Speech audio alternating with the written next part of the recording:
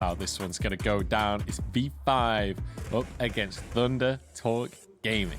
And importantly, we didn't mention it before, but there is a new player playing for ThunderTalk as well. We have Pudding stepping into the mix, which, you know, I do always wonder where the inspiration comes for some of these LPL player names, especially like 8197. Essentially, it's just another pin code I have to remember now.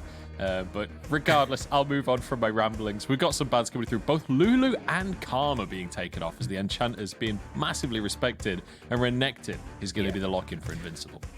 So I'm actually surprised to see the Renekton slip through. Invincible looked magnificent on this in the game that he got it against JDG. He got banned away in the rest of the series. So surprised to see that one slip through, but we're coming in fast because now we got the Lee Sin going across towards TT as well, alongside the Ezreal. Ezreal kind of becoming the premier pick alongside Varus in the AD carry role. And I think now you've kind of got a situation where you've got a little bit of flexibility there for at least the TT draft if Xiaopeng wants to take that Lee Sin again, or if they want to give it towards Longxing, who has played in the top lane.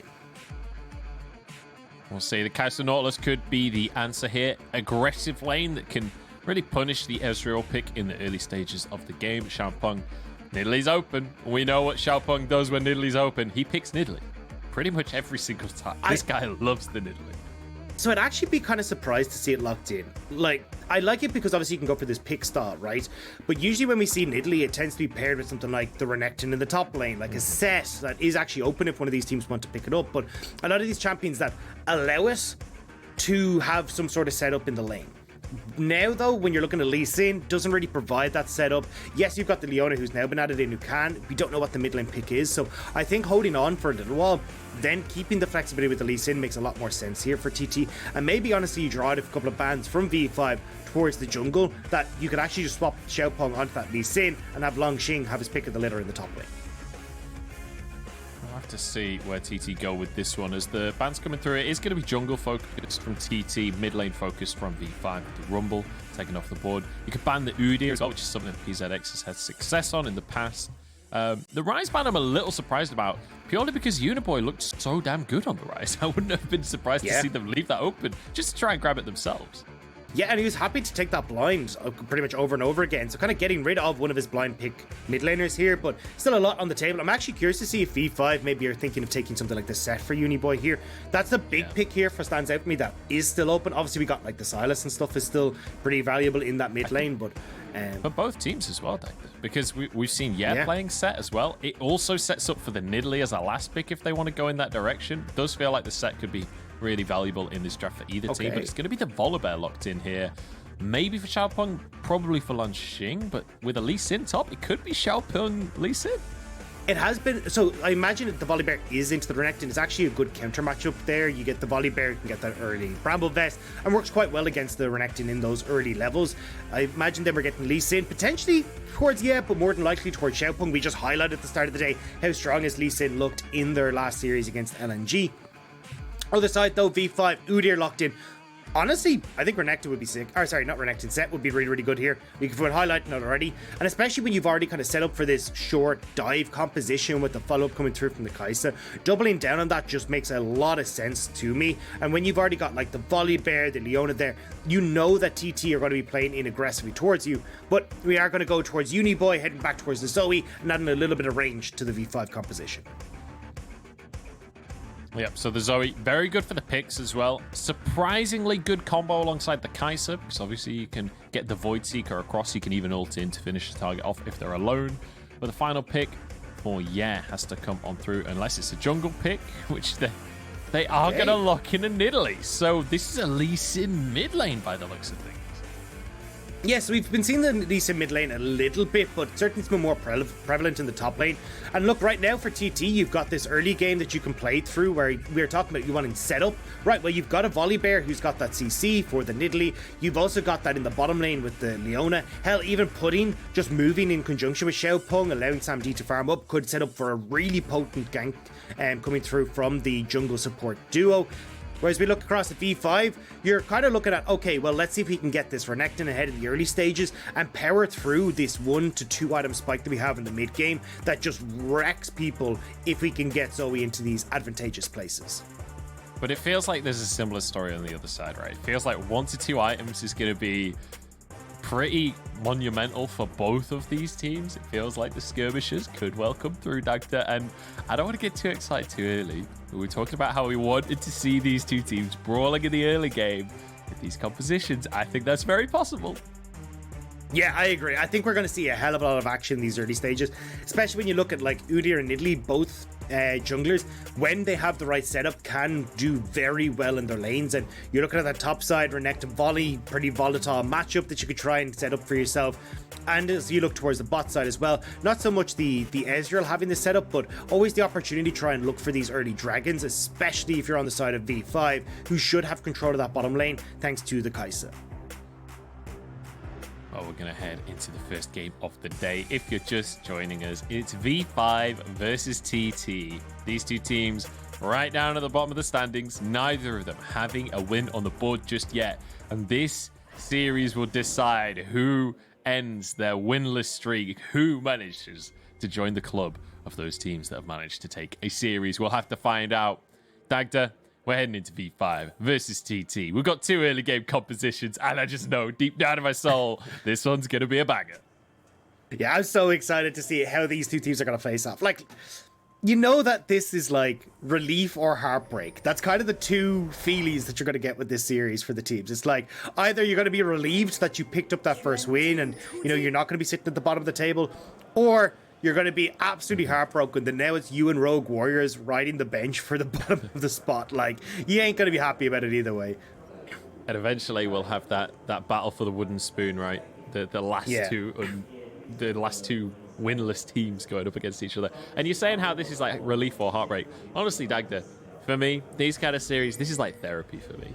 All of the stresses of the week, all of the issues going on in my life, I get to jump into a series like this where you know that it's going to be a little bit silly, a little bit fiesta-y, and it's just, I don't quite know what it is, but there's a magic about it. There's just so much enjoyment that I pull out of these series. And Xiaopeng, 5 kills away from getting his 500th kill in the LPL. We'll keep our eyes on that one, on our Nidalee player here in the jungle, who has started on the bottom side. So we have opposite pathing here to start things off for our junglers. Yeah, you're actually going to see, as you say, Xiaopeng moving up towards that top side. I like this. I mean, Liangxing has push in top side because he can start with the Sky Splitter. So it actually gives an area of the map for Xiaopeng to play around. Versus if he went bot side, I mean, Sam D, he's getting pushed in already. You can see that the Kai'Sa shove is just too much to deal with. And Uniboy should have full pressure in that mid lane until level 3's hit. And then maybe we can see, yeah, actually try to use the Lee Sin's kit to push back Uniboy and have a bit more control.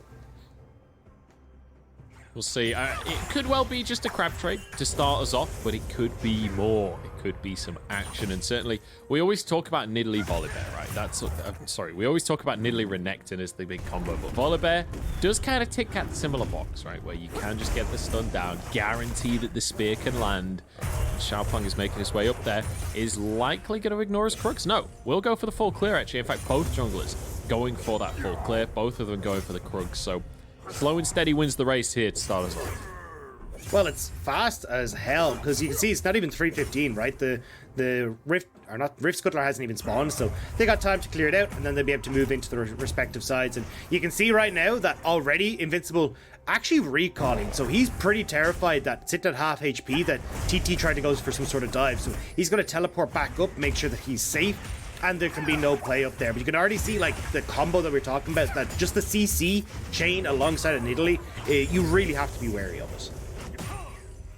And this is the point in the lane for Uniboy that is the most fun. When you're Zoe, you're like level 3-4, you're against a melee mid laner that doesn't have a window to all in you, your wave is push it, you just get to poke them and deny them CS on the tower. Oh, so much fun to do. We are going to see vision cleared. He's aware of the top crab. He's going to go for the reset, but he's a little bit behind pace here. The Xiaopeng already finished his reset. He's going down to the bottom side of the map. Look what Kepler and ZYF are doing. They're going to get some deep vision, try and spot Xiaopeng out, and maybe make some mind games happen. Yeah, I mean, look, both junglers at this stage are hyper aware of what the actual pathing was. I'm surprised that we saw PZX go up towards that top side because, like, you didn't spot them on Scuttle. You already saw that TT's bot lane was late to lane, so you knew that Xiaopeng would path towards the top side. But, I mean, look, we're just going to have them reset, go back to where they're supposed to be. Yeah, taking a little bit of damage in that mid lane, but, yeah, I mean, all said and done, kind of quite early game so far. A little bit quiet, but there's plenty of time, Dad. Yeah. Don't you worry your pretty little head, okay? We'll have some action. I can feel it. Well, look, I feel it in my bones. Let's in my talk soul. about how that action is going to look, right? Because when we get to these team fights, they're going to be pretty nutty, right? Because if you look at like the opportunities for Ye in these fights, if he's looking for insect kicks, you've got the Kaisa who's pretty short range, so she's going to have to make sure she's not positioning beside some of these tanks. Is topside. Here we go. You began analysis, and that is always the cue in the LPL for action to start. You never get a full sentence off. Yeah, goes in, gets ignited by the spell thief from Uniboy, so that is going to be a summoner advantage in favor of V5 here. So yeah, just going to clear out the way. Continue with what you were saying back there. All right. So yeah, has options onto Uniboy, onto Kepler, but when you actually look at the opposite side, right? For Uniboy, one of the things that is super frustrating as a Zoe is actually playing against Ezreal, because you land that long range rumble bubble, you're like, oh, I've got them.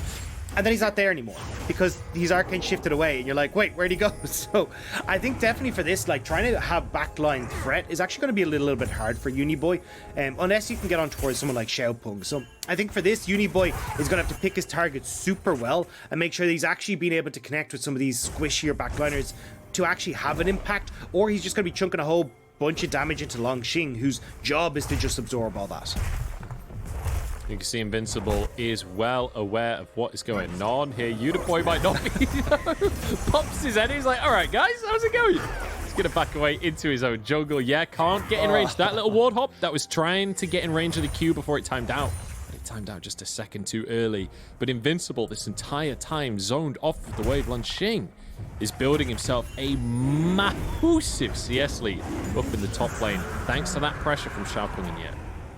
But that massive lead is also matched in the mid lane, right? Because look at Ye, he's sitting about the exact same CS as Invincible. Now, the difference here, obviously, is that Ye's actually managed to get a lot of the experience. It's Invincible's been pushed back and hasn't been able to get quite as much as that. But still, I mean, with all this roaming happening from the TT mid laner, he's not actually been able to have as much of an impact in his actual lane. So certainly Uniboy getting a nice advantage there. You're also getting the Dragon started up for V5 as well. PZX was able to secure that. So honestly, you're actually fine here as V5 with the whole way the situation's going.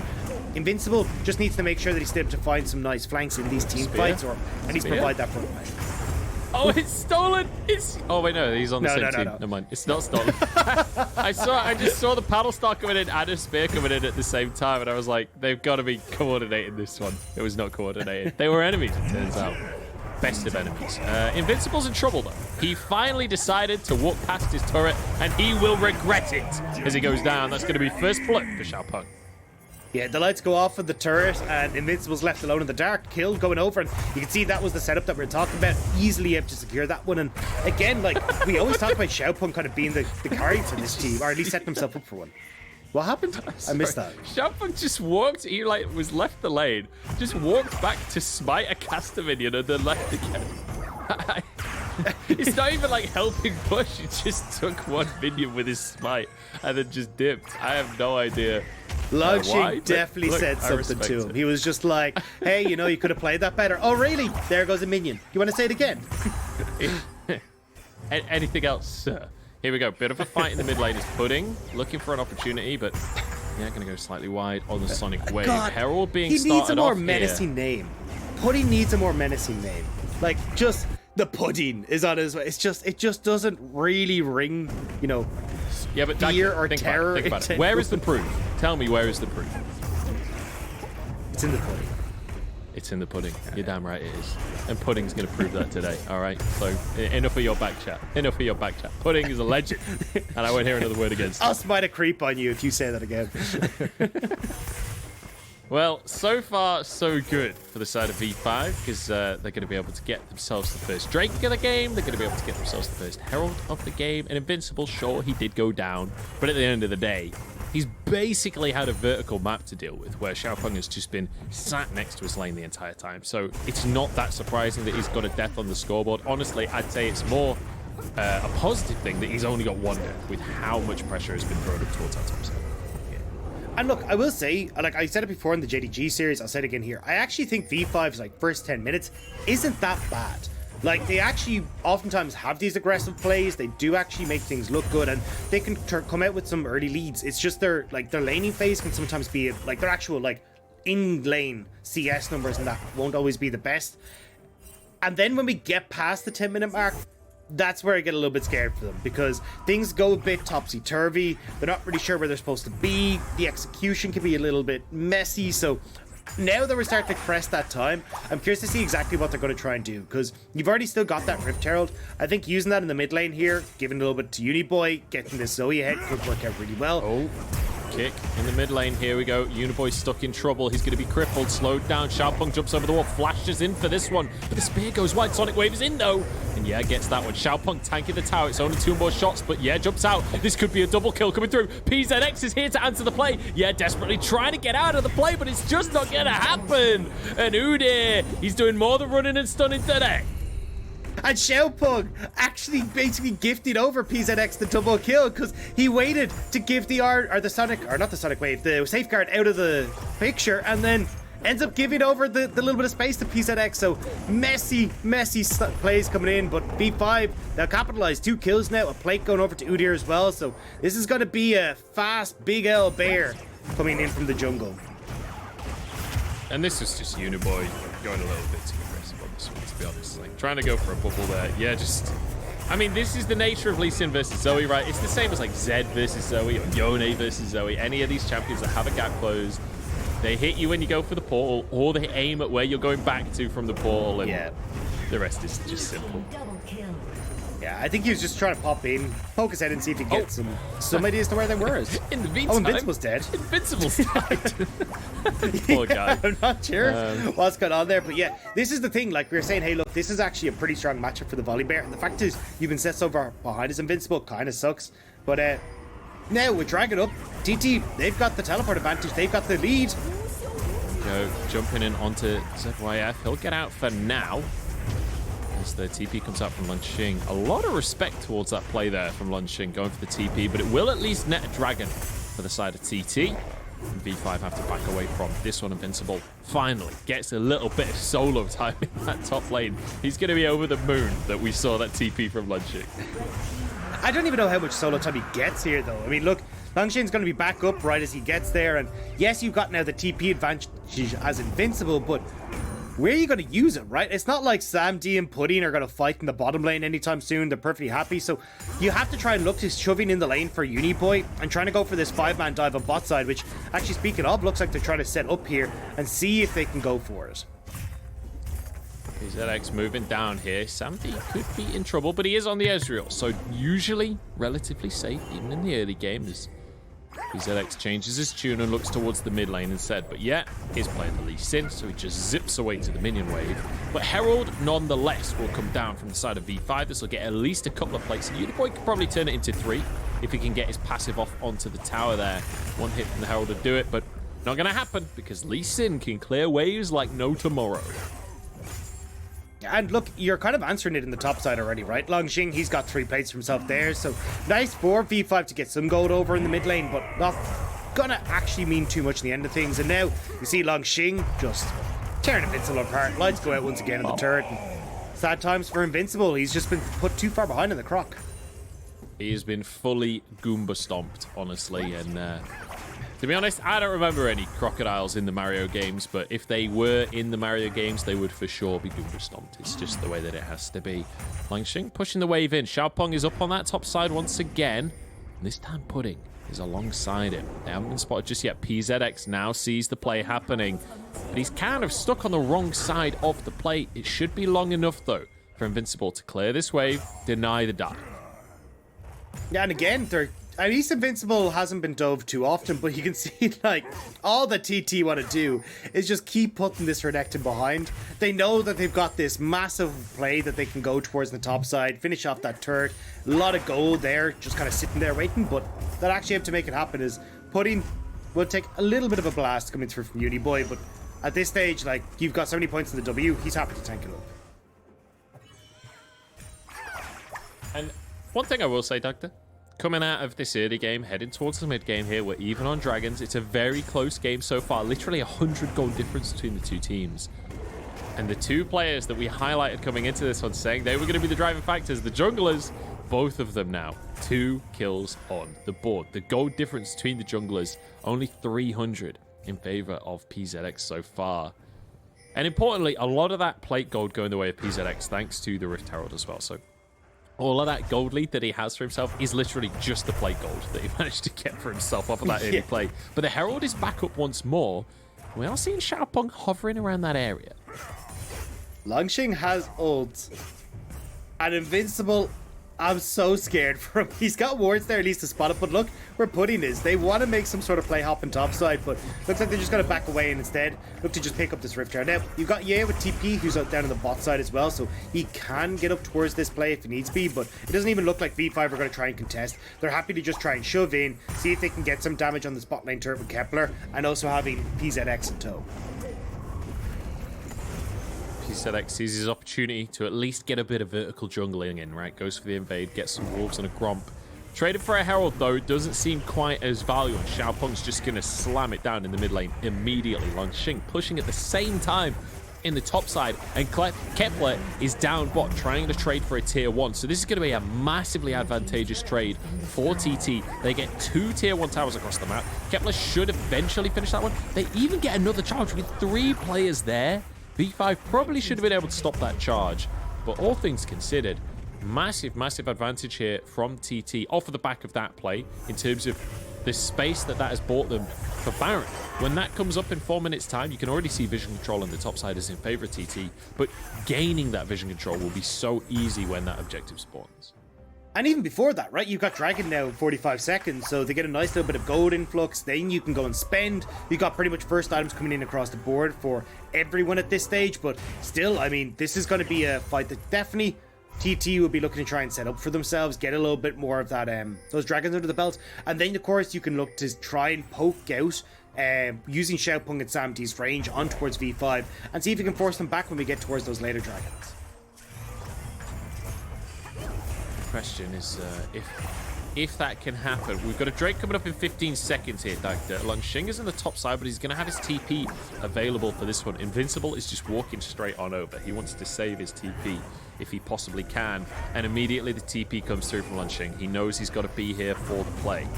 This is going to be a fight for the Dragon, or at least one team zoned away as Uniboy looks to go in onto Longxing. In goes Pudding to try and start this play off. In goes Longxing as well, and it's not even a fight. It's just an easy double kill for the bear.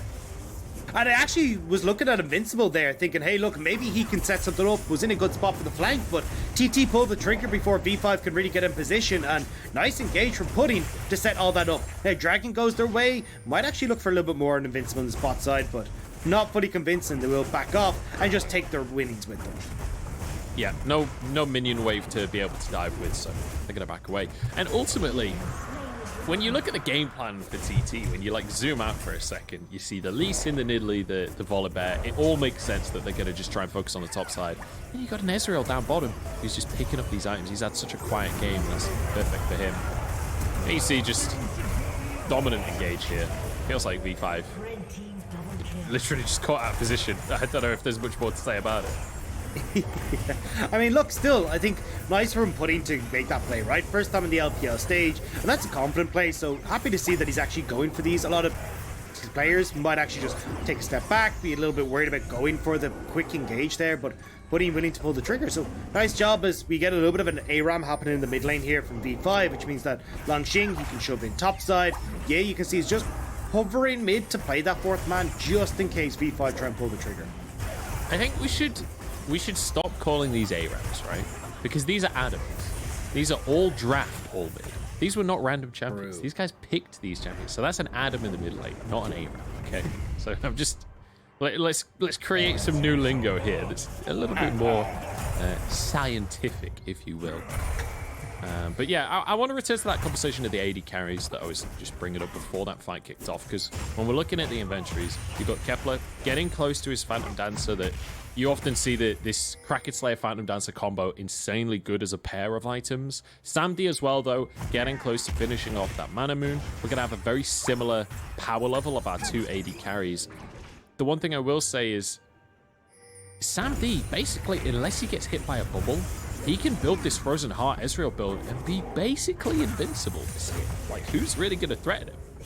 Yeah, I think he will need to go for the Serra's Grudge third, though, just because you're going to be getting a hell of a lot of armor coming through for, like, PZX and Invincible, but Both teams here posturing as bot lane turret is obviously on the cards for TT. They just want to get down that last one. But again, like TT, honestly, you're just playing the map better, right? You've got that push in top lane that V5 now have to go and deal with. You constantly have Sam D shoved in mid, and BZF's getting caught. Pudding follows up for this one. True shot barrage across the team as well. It looks like that's going to be it from V5 in terms of the contest. Langxing gets the red buff. Langxing is just getting everything this game. He's got 3 kills for himself. He got the first tower of the game. I mean, he's just had whatever he wants at he's any halfway point, towards the and he third even item. gets a red buff. Like, everyone else is looking at their second, and he's already got the wingtip plates. He's looking towards that dead man, and it's just like, yeah, he's doing all right this game, I will say. And like, that was one of the funny things, right? Like, when you look at him back on LGD in summer 2020, it was like, hey, this guy's weak side top laner, he's not going to do anything. And then they started to play around him, and he brought out the Camille, and we're like, hang on, where did this come from? Like, suddenly he was a massive carry. Yeah, it was like he got the old Xiao build, and then it was just like, damn, this dude's actually got it. So this dude can't carry as Sam T. Oh no. Oh no. Oh no, He's on the no. Ezreal. Maybe he'll be fine. Oh, the hook hits the minion. It's a disaster for Zip.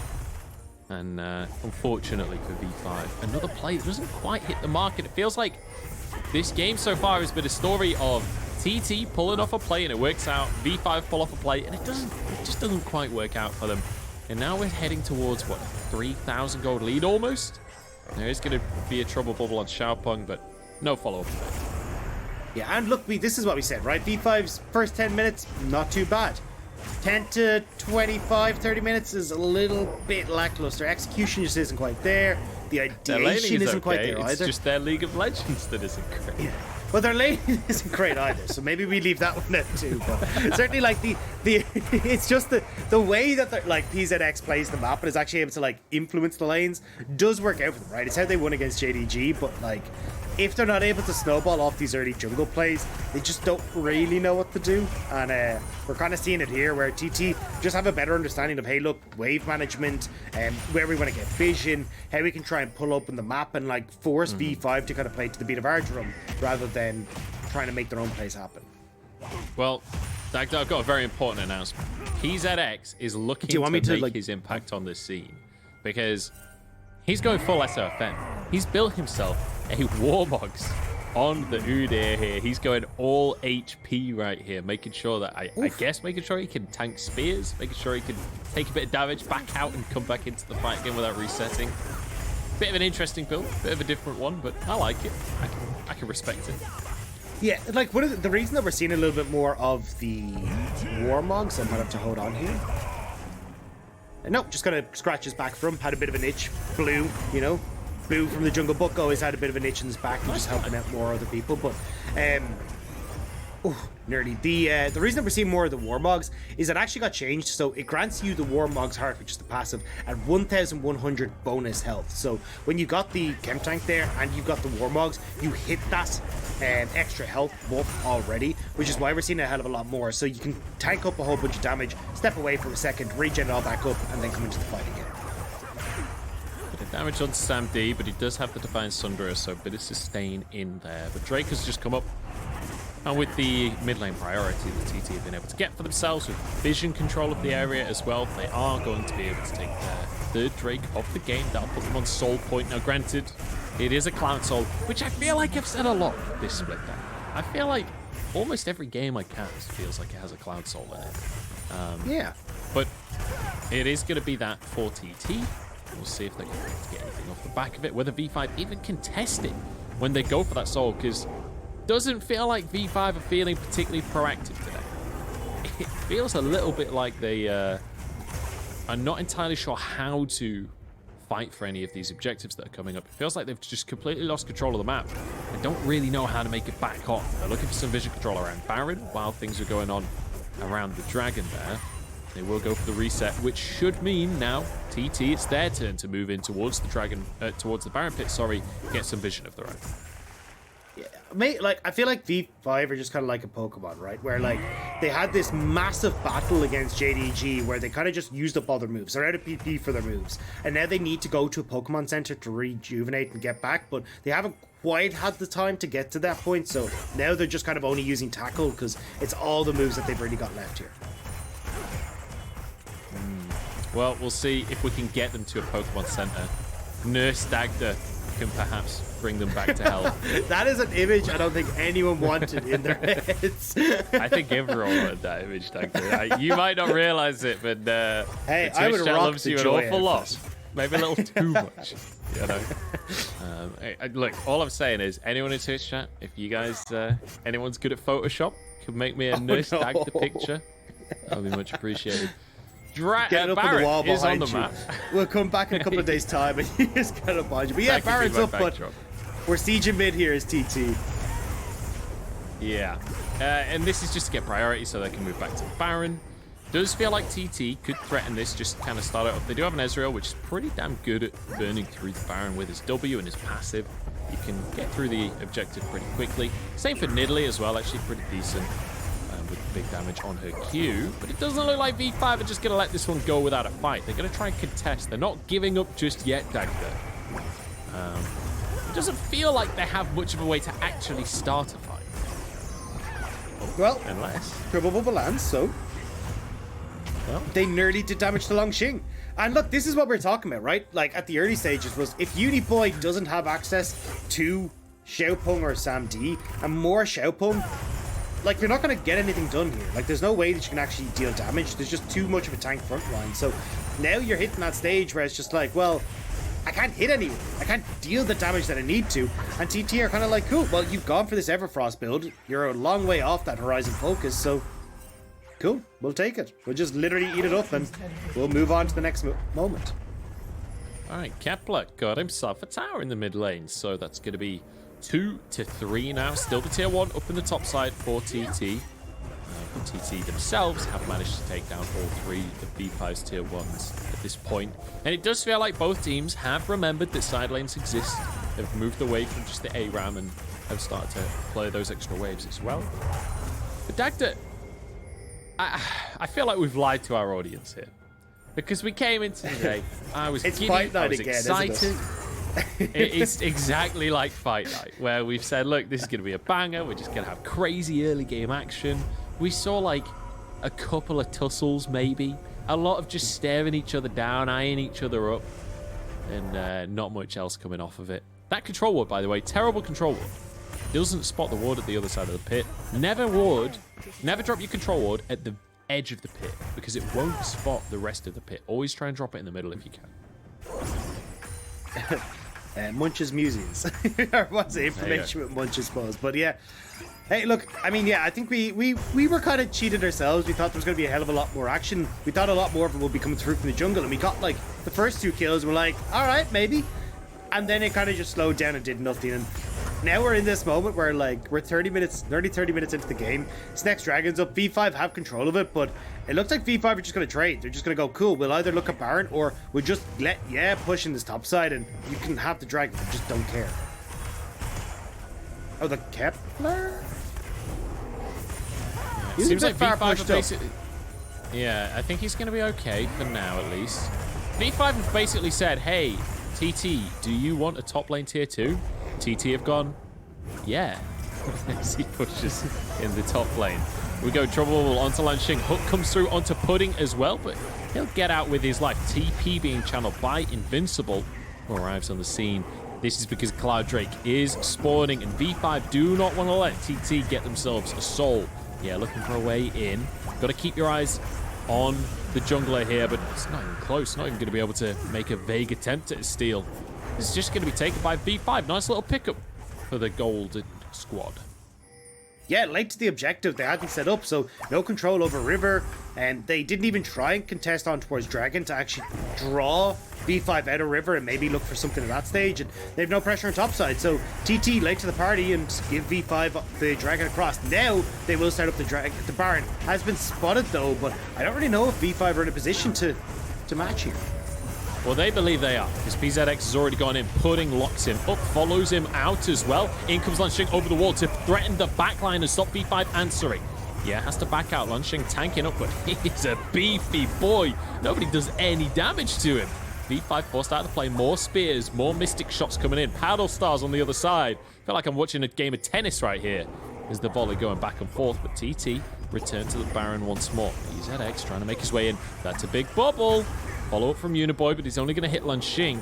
Now V5, priority in the mid lane, looking for the tier 2. Lanxing wants to make his way in, going to try and threaten, try and stop this tower going down, but it's not going to be enough. And V5 take the objective. They'll be able to back away with it. Nice little tidy win for V5.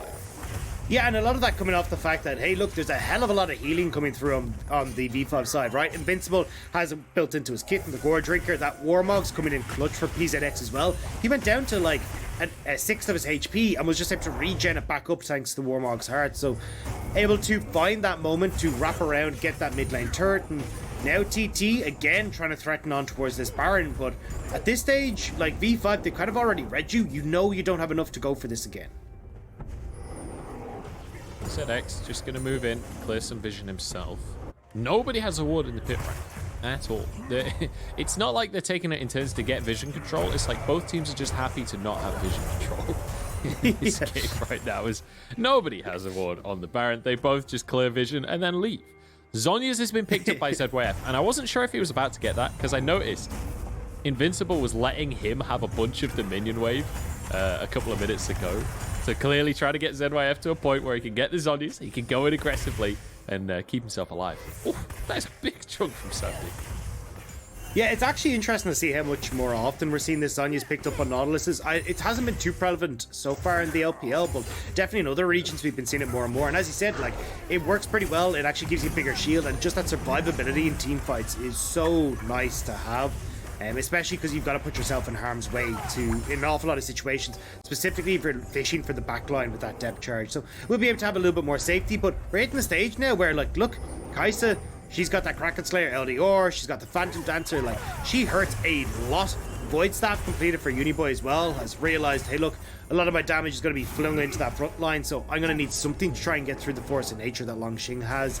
So at least for V5 side, they're actually relatively okay to fight. Like, a 2,000 gold lead at this stage is not significant enough to for TT to have that outright win.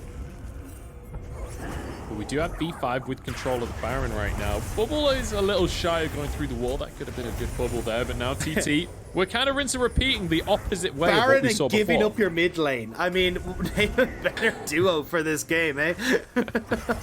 TT now move back to the Baron themselves. They're going to give up mid lane for a bit. It's V5's turn to push all the way up to the in and then leave immediately. So, Dagda, I've got an important question for you since I don't feel like we're going to get much action anytime soon.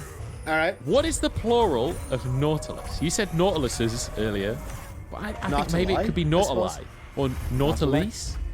Nautilus. I don't know. I mean, I think Nautili is probably the answer. I don't know, because apparently I can't remember which one it is. Pegasus or Cactus. One of them is not Cacti or Pegasi or whatever the way it is. Like, so I don't know if he falls under that category or which one he falls under. It is cacti. It is cacti. It is cacti. So then it's not Pegasus. Why is it not Pegasi?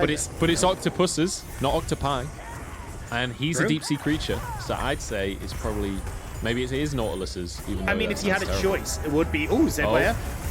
It's Solar Flare Scissors right now. There's a kick through the team. Like, Invincible goes golden. My screen is frozen for a second as V5 backing away through the jungle. Sam D has a lot of damage to follow these plays up. They're going to be able to get one for themselves. This is looking pretty good for TT so far. Stepping forward.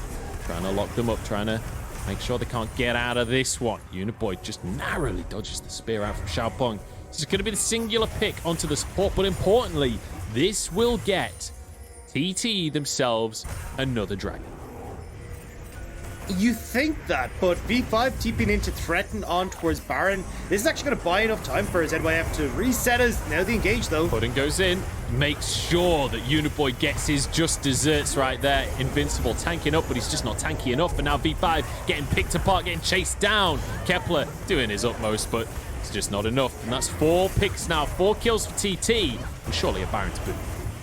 Yeah, I think there's been a few times now we've seen Uniboy pop his head in off of that portal and find there's a Zenith Blade or a Spear or a Sonic Wave waiting for him on the opposite side. And unfortunately, it means that you get the engage coming through for TT. They get the pick. PZX, though, moving across here with ZYF, the password to try and unlock the dragon. But unfortunately, TT now, they actually have the the TPs coming in. Jesus Christ, there's so many teams. TTTP. The TTTP for the PZXZYF threatened on towards Dragon, but it will not be successful. TT will manage to get the Dragon. Well, they've done it, ladies and gentlemen. They've done it. The TTTP has managed to net them a Dragon Soul. And again, you mentioned it, Uniboy getting caught on the portals. Yeah, I mean, it's been pretty consistent throughout this game, just not respecting how much engage they have. And also, just a shout out to Xiaopeng, that spear on the slice prediction coming through from Invincible was pretty nice, actually setting up the kill there. So definitely Xiaopeng showing a little bit of prowess on this Nidalee pick, as again, TT now, both objectives in their favor. They can actually start to siege up. And when you've got Baroned minions against V5's composition, who kind of rely on Uniboy to be that wave clear, plus you have the amount of siege potential that they do, as... Okay. V5 just forgot cannon minions exist. They got a bubble, and then the Void Seeker and the Battlestar both hit the cannon minion that was just stood in the middle of the lane. Oh god, this game. I have to say, Uniboy, just stick to the set, man. Just stick to the set. The set looks good for you. Yeah.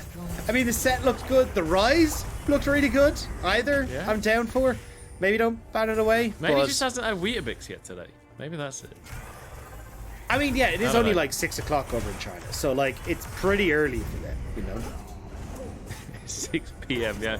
To be fair, yeah, these gamers do tend to stay up fairly late. Usual hours, yeah. Like I don't know if you guys ended up following the K-Corp players off the back of EU Masters, but I think it's Syncroft. Just every single day that they're playing a match, he tweets his alarms that he set for like 6 p.m. and he sets like 19 alarms at 6 p.m. through to 6:17, one every minute, just because he can't get up. And that is the nature of gamers, ladies and gentlemen. We've got gamers moving in for a fight for themselves, but Xiaopeng just annihilates the Udyr health bar. This is looking good for TT. True shot barrage through the team. Another Gumba stomp on in, as it feels like V5 just don't have the stats to make this fight happen.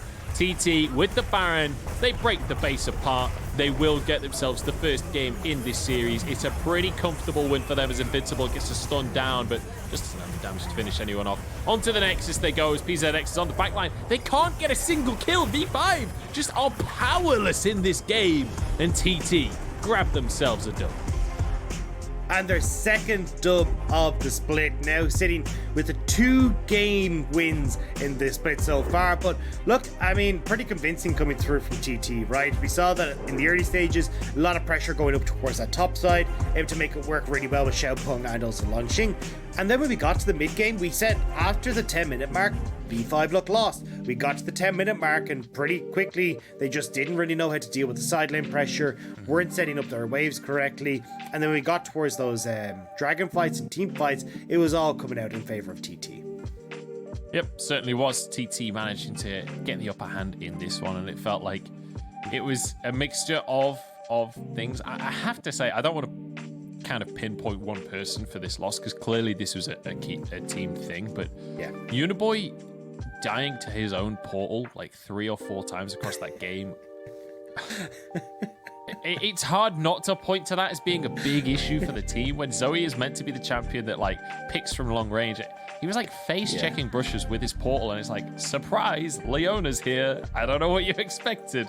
And then she just follows in the Zenith Blade. And but like, I don't know. There was so much there as well. Like, it wasn't even just Leona. You got like Lee Sin, you've got the Nidalee spears. I mean, hell, even Longxing just flinging himself over the wall with the ultimate. Like, there was so much that was coming his direction. So, yeah, I mean, look, Uniboy probably needs to recalibrate what he thought he was able to do on the Zoe. But look, honestly, I think, as he said, like, there was that definitely not helping out the situation, but I don't think it in the long run it mattering too much. Like, TT had already kind of gotten themselves a good bit of control. Now, to be fair, when we got to the 35-minute mark or wherever we were at, it was still only a 2k gold lead, right? It wasn't actually a huge amount. You can see there, sorry, the 30-minute mark, not a massive difference in gold. It was those last couple of plays that kind of pushed TT over the line, but it felt like Uniboy at least just didn't have the damage with this Everfrost build to actually be able to get through like the front line for TT, and then Kepler just never really had an opportunity to go in towards the back, and in a front to back style, it just felt like TT had more damage dealers to get through the bruisers that V5 were putting forward. Yeah, and also they had Lunshing, who had 19 items by the 20-minute mark and was actually invincible. You know, we had invincible on one side of the board, and then we had a player that was invincible on the other side of the board in Lunshing, right? It felt like in those fights, he was quite happy to just tank up pretty much everything. And that is a Zoe's worst nightmare, by the way. When you're trying to play Zoe in these kinds of games, having a big tanky front line that can just stand in front of whoever you sleep and just block the paddle star, Zoe basically doesn't exist in the game at that point. Or a cannon minion. Or a cannon, yeah, cannon minions work too, because apparently they also count a Kaiser. Yeah, bit of a rough one for V5, I think it's fair to say. TT, though, managing to get themselves a win on the board. We'll see what happens in game number 2. I'm just hoping for a little bit more early action, please. We'll have to wait and see right after this.